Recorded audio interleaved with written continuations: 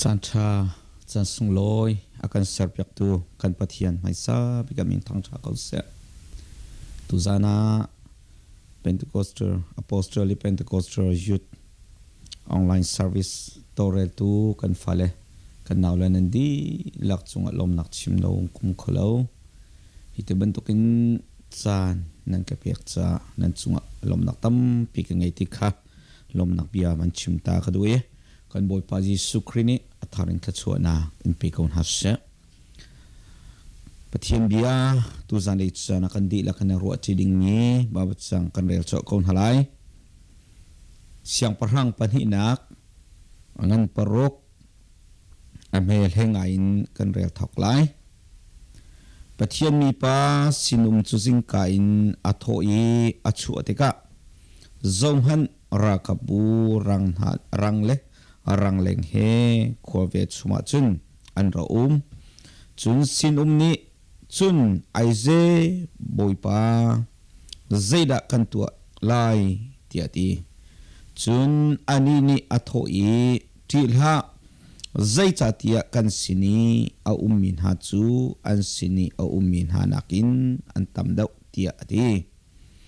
chun elisani kha achami mo boipa amu kho na ha amiti hun outer ko tia ati chucha boipa ni tlangwalpa mitchu a outeri amu chun zomhan elisa vel chuma chun tlang chu rangle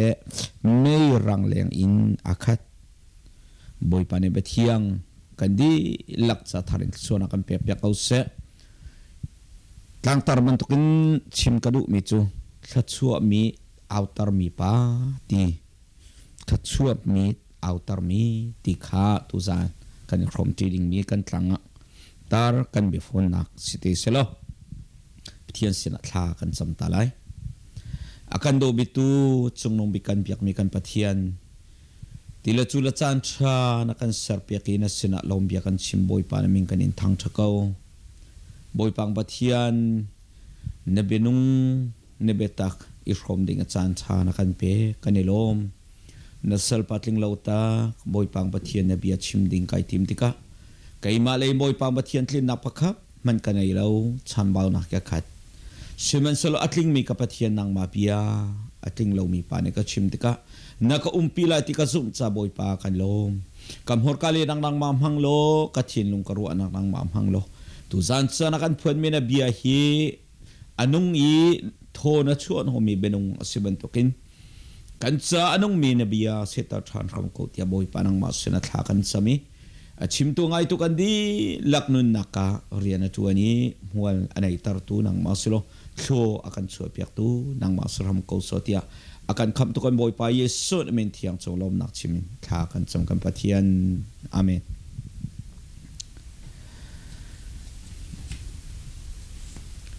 tu zan ban tuk chan hi asung loi tak mi chana se boy pa ne kan sarpiak mi tile chula chan ase an sung loi tuk hing fran valai chung har sanak la ka kan tlong leng na in rathai nak tanga khwa kan sana in boy pa khatala in thloa kan chuai pathian bia in akan rumtar thachua tampi akan pek hun ke ka ke pa ummi fanu fa pan ham hun khatia pathian bia rong khona tila chula chan akan serpiak athachua ase akan serpiak tu kan pathian chung lom na ka chimi hite ben tukan torel tukan fale Apostolic Pentecostal Youth online service tu kan fala kan naulen ndi lak chunga kai long tok sing shanti zong kha van chimno than laun kum kholo thian bia le kan luchol halai mi kip ni hin thachua mu hi kan du di thachuak mi si hi adu lo te kadum lo kan ba cha chunga thachua konga u naw batak tena buai min ha kan mu nai chu e saula jacob an se an tuan bia kan zo sia chun zai ruang ada an buai tia chun an pa thachua mu nak ding kong an buai Jacob ni hin a u thachua mu kha adu peng phung a mi boy pani Israel min ha arapek min ha phung la lam ningin fa opabik asami Esau ni achau ding rawse asinain Jacob ni chu thachua chau chu adu peng teka a u Esau sin ahal Esau ni aro cham liwa chu fa opa sina fatar sina tham chu zaya da na re pailak kau chatia ozam ten apeki achan ahung liami achan achutika chun apek changcha chu thachua na chu Jacob ta ai chang hi chunga saupi chamkai timlo chagalan tak kaulai toinak tin Jacob ni chu thachua nak chu achau tika Esau alungatling mo kanti cha alungatling la zairong a ararua leo arapek leo akan chu thachua chu ka sung tak tak lai ti ai ruat rim la anau ni ai lak tak tak tika chun thachua chau lai loading asitika achel baklo apa maya ngui ngui thakana thap ata len zonga apek chang mi thachua na kha acha sulam anei than khauti lo chunia lang tarmi chu thachua zai arel lo ngai ban to kan bia achimi pa e sang bani khan amu lo ni khuwa chun thachua ruanga khan atrap than chu cha mi zai po ne thachua mi sikandu e thachua mu hi kan du di kai phut mo kai tok mo achau ok lak ka simaselo tia kan tuak lem lo kandi lakan kan du de zana chim kadu mile kandi lakan ei fian dinga kadu ngai mi chu zai da city achun chu nang le ke ni kan du ngai mi zai po ni kan du I kan hal I phu kan du mi thachua nak chu lam ha pia lo na pong kapong te ya mi se na pong kapong te ya boy pa ni akan chia piak chang mi thachua nak se lam ha pia lo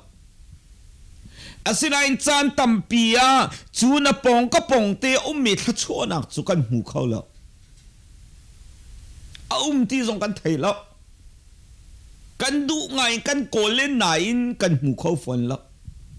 a ti a thai mi zong ni kan kol nai kan hu lo aruang tampi milaka tu zan chana pathian ni chu thachua nak mit a outer min ha minung pan hi thum te an tuan bia zo in poi te fian tar ka du pakhan na ga chim ka du mi chu sara salnu hakar kong se hakar hi Abraham sina anupi sara ni apek mi salnu se chuchun fa anai pathian be kambangin sara fa pani Abraham ro choding asi ti sitika sara fa pale hakar fa pa anbui tika Abraham ni hakar le afapa chu an inin rol e ok tlom pale ti thol khati apek hai akal tar ha ramcharan vai I an rol adi an ti adi ramcha thase rama am vai har sa tattakananum andang achar an ti hal an khualin chuliawa hakar ti okathai ti lo avansang kafapa nauti chi lai mu hi kangam lo ti ati e borbutanga afate chu achia e lamhla nonin aza chuliawa boy po o thai nauti chu borbutanga ati hal ruanga anuni kaltak ruanga atap nau te cha thong boi pani a thei tika hakar boi pani avan out hakar vakalo nau te khepa pom ya boi pani avan chot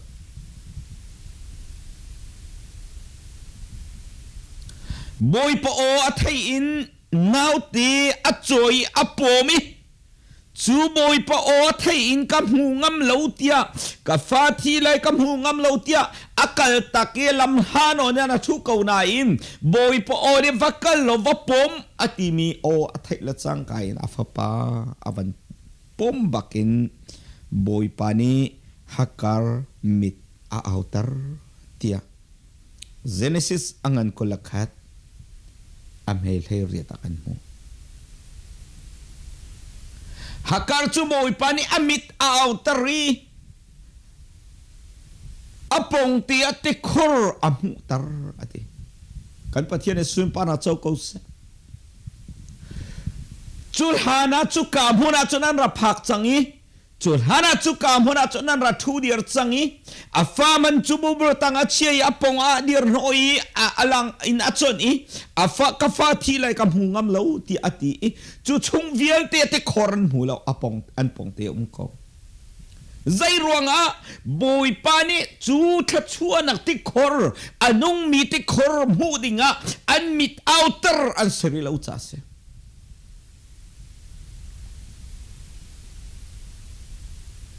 asina zai ti kada hakar ne chu ti khor chu amu boi pa o athei I boi pa nol angai boi pa ni a fiel mi atua la changka khan chu ti khor mu na karin cha boi pa ni amit outer hallelujah kan pathian min thang thako se apani na ka chim kadu Abraham tuan bia vial tela ka rolling tak ase voi tampi thong chim tu ni kan chim chang mi se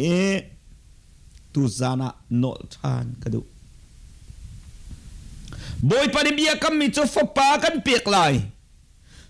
chu fa thong chun thsir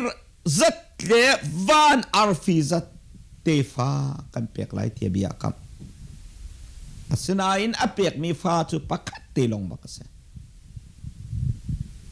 isak pakhat long chu isak pakhat a fa pa chun mang chun rali the sezat le van arfi zate fa pekning boy pani akam mi se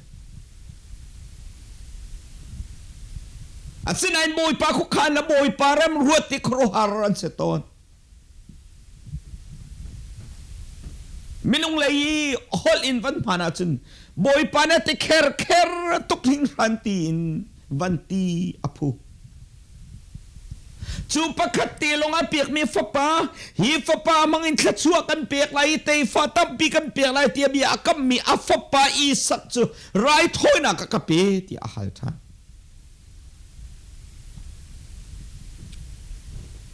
chaul han o har tuking ran asinain pathian ai bo chan tuk mi pa pathian adu tuk mi pa Abraham ni boy pa ni aga pek ni boy pa ni aka hal cha boy pa ni sulam nei ten na tu khau ko ti ang hal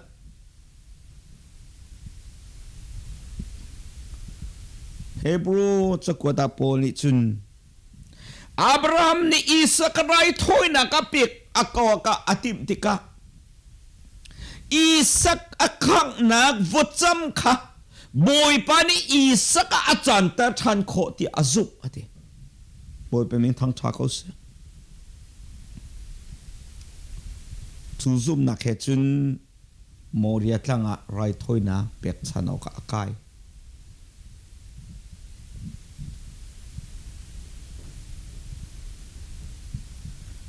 an sinong panile afopa hetia an kal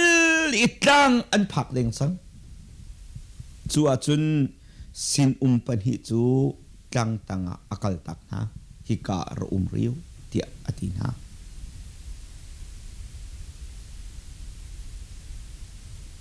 rai thoina phung phai an nei mi ong cha jong sa khomen ma cha fiang te nai tial ti lo sinai ni ka zoom na ka mi chu dai da sitia chun ka zoom ning le ka ruwa ning amhan lai tia ka zoom mi chu dai da sitia chun tlang chunga ai sak rai thoyo ka sin pan hi kha ikal pin ha salo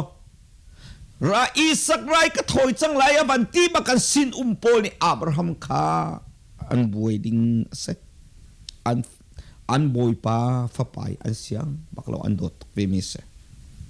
chu cha Abraham ni sin pan hi tlang chung kai hi kan boy la ti aphan cha tlang tang akal tak min ha sala ti sup na kanai chuni akan musak mi chuni akan chon piak mi zoom tu kan nuna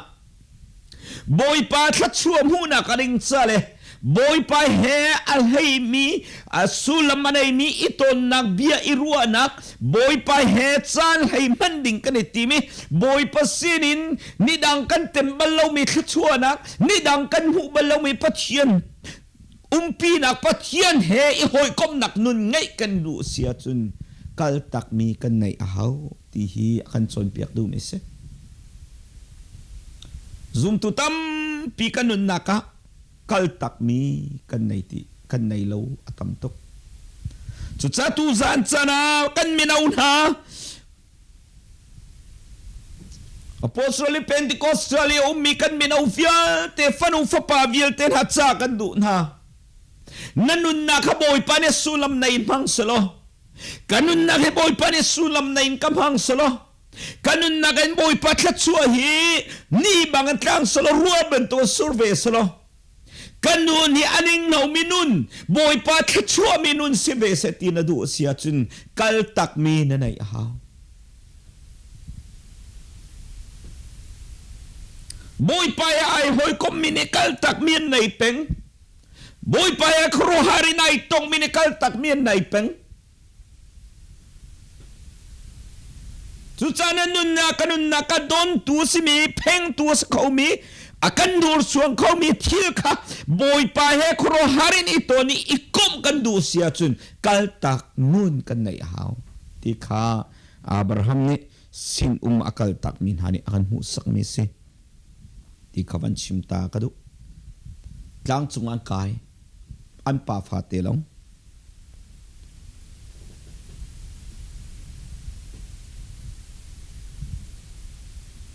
ha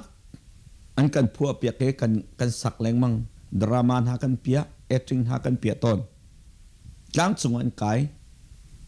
thing an put mai en keng sina in rai thoi nak kan kalai an ti rai thoi nak kan tu lai an ti rai thoi nak tu ding tu fa ani keng lo isak ni apa hal kapa meile thing kan ken chung rai thoi nak tu fa te khoi ka da tia Abraham sina hal Abraham nihin chu afa bahal na fitting hi ai har tok thim san lai da ka thi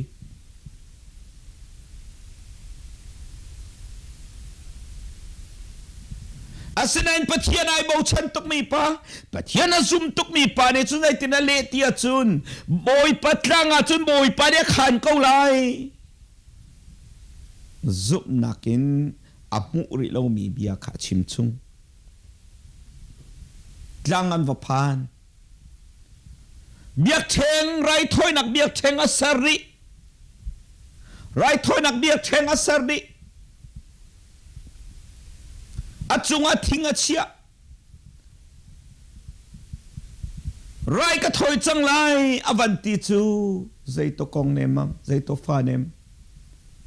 adot tok mi fo pa phang khate anai mi isak akoke atemi rai thoi na thing chunga chia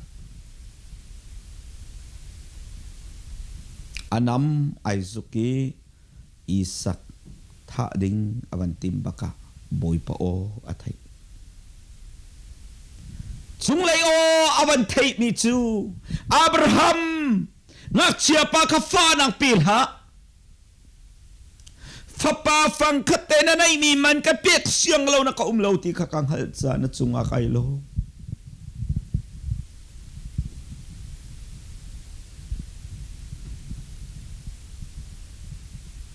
ngak chia pa fa nak pilha fa pa fang khaten nai mi man ka pek siang lo na ka lo chana chunga kalunga tling ti mi o athai bakin Abraham chu khuwa van hoile an chan sau pi anum chang i biak theng an sari chu kan thu dir changi an klon lin chang na tlanga chun apong a avani hoit avan mer chu tu kong aki ar ifren ko kha mu ko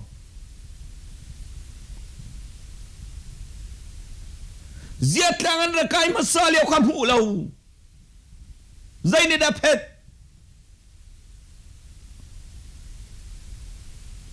biak thengan ser chung vialte zia ma tu kong kam hu lo boy pani apong te ya Jehovah Jireh sinaka chia piak ko na te Abraham ni azum na kanol ngay na kin alang terhan lau chu boy pani Abraham mi outer ilaw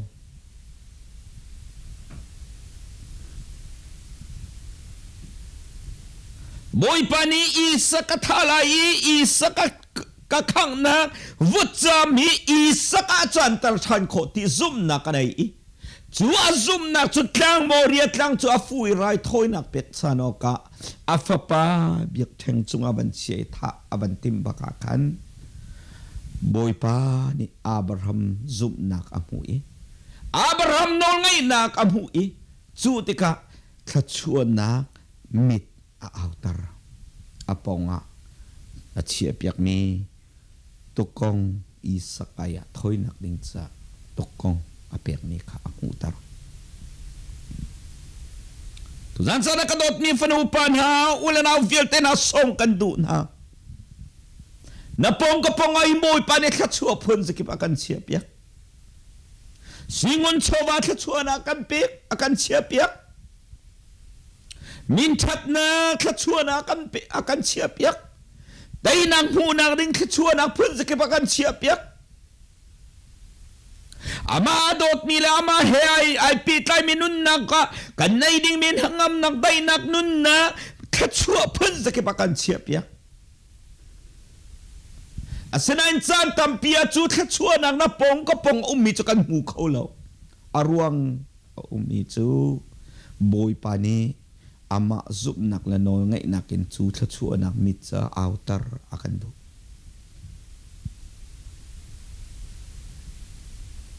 boy pani ne mit outer law siya chun boy pani ka mit aka outer law siya chun chua chun muko aras alaw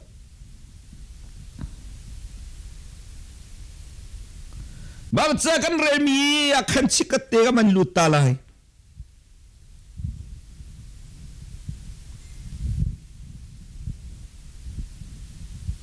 Syria mili Israel mihiral anse ay tulang mang miense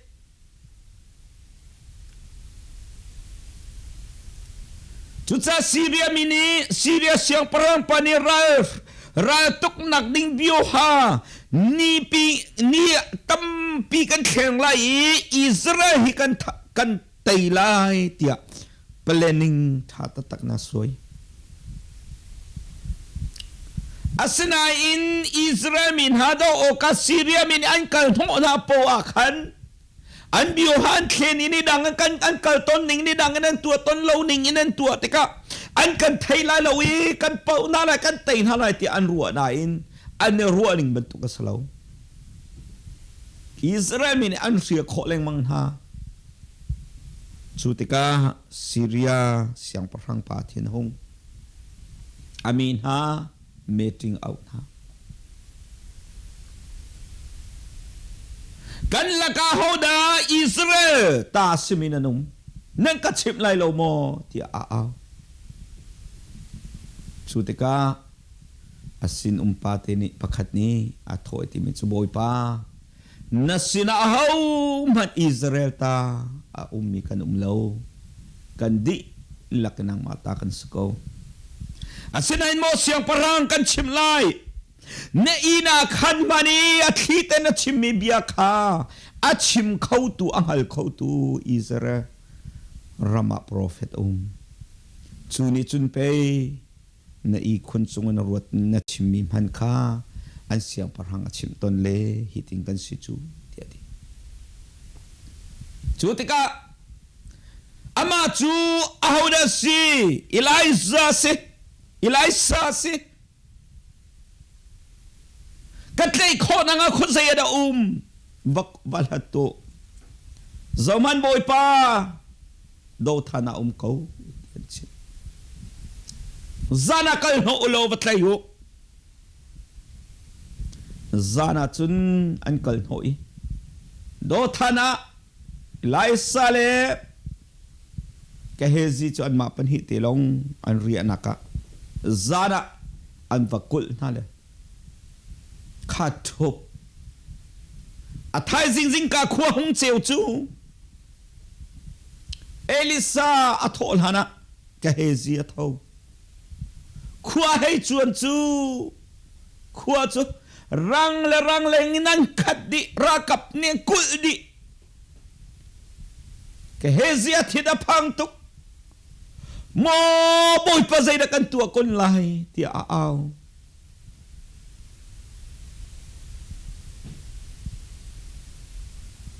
ni na dot mi ula naun ha kan mi naun ha tha jang pe kan dun ha kan valai pi han mak ruanga kan ton mi zo fa dak ruanga kan hum kan ai salo mai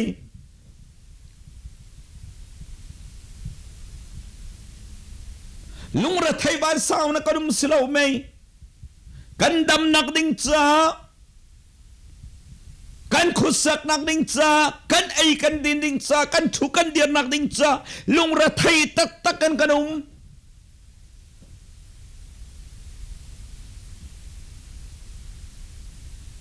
sinain tu zan chana krifa bu tha jang pe kan dun ha minau na tha jang pe kan dun ha napong kupong ahar sana kanin liot sana akan kaltak siyang lawi akan umpipeng tu kan boy pa Jesu krilaral kap ni kan ponan kan umdoko sinain Elisa sinumpa bantukin santam pianang halkolaw kang halkolaw namukholaw kamukholaw arwang zaydasi kan mit outer kan salaw tsasi boy pa na nun na naipiki, boy pa ka nun na kaipiki. Rawi kan nun law siya chun. Boy pa niya kan dupi minuning kan nun lawi. Boy pa niya huway kan dunak no ngay zoom naking kan nun law siya chun. Boy pa mit aw ko asalaw. Kan pong iyo patian na muko arasalaw. Sumansalaw sinumpa kay Zito. Aboy pa ilisani tha at sampia mo boy pa amu nang ha tlangwal pa mi ti outer to ti ati ke hezimit outer num tika ati nak bial te alawdi zairo nga boy pa le ban sung mira kaptam pini an umpin ha kha amu chase so satu dan sana dot mi lunaun ha fanu pa biel tena thazang pe kandun ha nanun na kanun na ki boy pa dot ni fa kan sitsa boy pa ni atla chua phun sikip kan pong kan vel kap kan vel chuma hina kan chia piak chia simen solo chu chua nak chu chan tampi kan mu kholo zairo nga boy pa ni akan pek mi nol bia zum nak le boy pa rin kan pek mi alam zul nakle ano ngay naknun kan sambaw ruang ase tuzan sana napong tlatsua na kapong te aboy pa ni akat siya pek mi tlatsua na kan muko na rin sa nang malakay ma boy pa ni kan tlatsua mi outer akan du ami ause muna selo inuam na se tingchaw na se ti akan du kan tharang mit awlai boy pani akan siap yang mit thachua munak mit kan awat chun kan lung ailom lai kan ha angam ve ko lai ti khatu san sana pathian dia thazang pe kan du minase nang boy pani na thachua mit outer changmo thachua mi outer mi kan sedang haring cha boy pa bia zoom house lo boy panol ngain house lo no ngai nak nun he anhuzul house boy panik kan dihlak sa thang sona pepya ko se